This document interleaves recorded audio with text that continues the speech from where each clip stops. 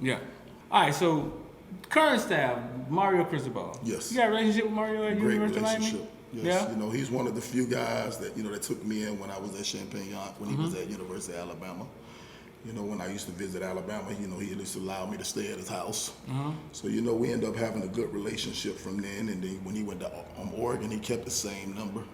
So, you know, if I ever text him or called him, you know, he picked up. So, you know, when he came down here, it was just, you know, a blessing for me. Yeah? Yes. What kind of guy is Mario, though? Since you hard stayed worker. at his house. Hard worker. You know, he's a hard worker. He reminds me of myself. You know, never claims to be the greatest coach, but nobody's gonna outwork him. You know, he's up 4 o'clock in the morning texting recruits. You know, that's just the first wave. Then he go and get something to eat, come back at 6:30 and text the next group. So, you know, it's all about So he's doing work. this himself, bro? You've seen this happen in person? There's no assistant. I thought it was like an automatic text. It ain't automatic. It's his feet up and he texting. Yeah? Yes. What is that, bro? What do you think that is? That comes from, you know, his Cuban background. Really? You know, he came in, you know, his parents came in as, you know, Cuban Americans. You know, they had to come over here and, you know, work hard to become, you know, what they became. So he just learned from it and, you know, just took it to the next level, and he's using it in the football world. And that's why he's always going to be one of the top recruiters in the country, because nobody's going to outwork him. From a standpoint of us having one of the top recruiters in the country. Yes. With a bag full of money now at University of Miami, and sitting on these fertile grounds. Yes. How do you see that going for Miami, bro? Now, 5 years from now, where do you see Miami? 5 years from now? Yeah. Now I'm saying that because, Mike, you done dealt with Alabama, the Ohio State. You've seen how the big time, you know what I'm saying? You always thought Miami was like, it's small time, just the hometown team. But it's turning into something else. Right, so how do you see Miami in 5 years? In 5 years, I see us back to, I'm not going to say dominating college football, but I can see us in the, you know, Final Four playoffs. Yeah. Probably going to be Final 8 by then, you know, because, you know, the money is getting so big. The city going to be on fire. So Miami started going to playoff, the city going to be on fire. You already know. So, you know, the last time we were good, we was number 2 in the country, and you see we sold out every game. Yeah. So, you know, in the next 5 years, I can see us playing for national championships, I'm sorry, you know, with the coaching staff that Cristobal has put together as A1. You know, even if you don't recruit anybody, you know, that's, you know, 5-star, 4-star, he has a great great coaching staff. Yeah. You know, he has 3 former head coaches, and he has 2 other guys that I think are going to be head coaches in the future, and that's Coach Gaddis, which was probably the steal of all, you know, coaches that we have on our staff. Yeah. And so, you know, I really expect him, you know, to... Who else you think gonna be a head coach? I think Coach Steele's gonna be a head coach in the future. You think Steele will be? Yes, he still he's gonna be a future head coach. And then also, you know, they was able to get a Hall of Famer, you know, Jason Taylor. And that helps a lot, you know. He just tore his meniscus the other day. What? And the next day he was at practice. So, you know, it's just the work ethic his staff has, along with the fertile recruiting ground of South Florida. And the good thing about Coach Cristobal and the University of Miami brand is we're a national brand.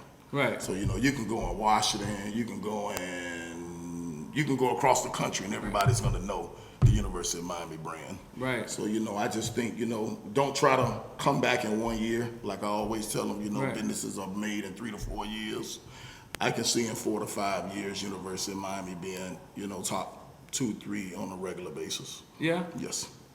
Is it one of the better coaching staff you've ever saw in college football? You've seen a lot of Alabama. I've seen a lot, Georgia. You know, at University of Alabama, you know, Nick Saban had, you know, 6 head coaches on his staff. So, you know, it's going to be hard to outdo that. But 6? Yeah, he had 6. Yeah. It's going to be hard to outdo it. He had all the famous, though. He didn't have... Nah, he didn't have the Jason Taylor. Reed and Jason Taylor. He didn't have the Alonzo Highsmiths walking around. Right. But, you know, Cristobal did a great job of, you know, hiring, you know, different style coaches and different type coaches. Yeah. And I think it's going to work out in the long run. My name's Chase Smith. I'm from Palm Bay, Florida, and this is Edge, the best tasting energy drink on the planet. I mean, you've been across campuses, man. I've seen you walk in and sit down with Jimbo, like, hey, Jimbo, close the door. Like, you know what I'm saying? But is there anything you've seen at Miami that you've never saw anywhere? Well, right now, you know, the way they're recruiting, you know, they're relentless with it, and it starts at the top all the way down to the last guy on the staff. Yeah. You know, a kid comes in, and, you know, every coach is there, every staff member is there, from the cook you know, all the way down to the limo driver. Yeah. You know, and so they're doing a good job of showing these kids and parents they're wanted. You know, most of the time when people think about Miami, they think about across the bridge. Yeah. You know, so they're thinking, you know, Miami is not a good place. And they're doing a great job of showing off the city of Coral Gables. Right. You know, to let parents know, okay, this is where your kid gonna be staying at. Don't Right. get caught up in the day-to-day stuff that you see on the news. From Miami.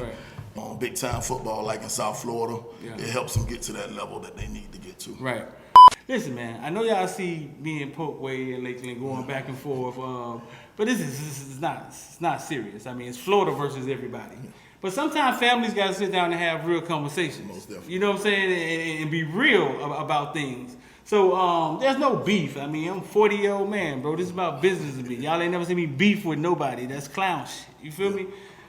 But this is like Florida family having a real conversation and trying to figure out why cousin Jed won't come to the city ever. That's it. All cousin Jed do is pay everybody to come up there to the family reunion and don't ever come back this way. So that's what this Lakeland stuff is about, man. Shout out to Polkway, bro. Okay. Kamani McClain, chance for the Lakeland, number one DB in the nation. And I'm saying, listen, hey Lakeland, if you don't want to put any competition on the field to make these kids better and just keep traditionally doing what you're doing, then I don't think you're helping Kamani McClain. They want to play the Highlanders of the world. I seen the post. They want to talk about how they outscored. Crop don't count. Hialeah don't count. Right. North Miami Beach don't count. Play Central. Play Northwestern. Yeah. Play St. Thomas. Play Chaminade. Play those teams. The question is, how have you not? You elite in Florida. You're an elite program. Been nationally ranked before. Yes. How have you not played Chaminade, Central? No. How has Central played Bishop Gorman more times than this played Lakeland? That comes back to selling their brand. Yeah. You know, like the guy put up the day when you was going back and forth with him, 156 points to 30 points. Yeah. They just selling that narrative. They're not telling you who they played. They're just telling you they beat. It was a great post. I was like, wow, that looks really powerful to somebody who don't know what they're looking at. Anybody. Yeah. I was like, whoa. So, but do you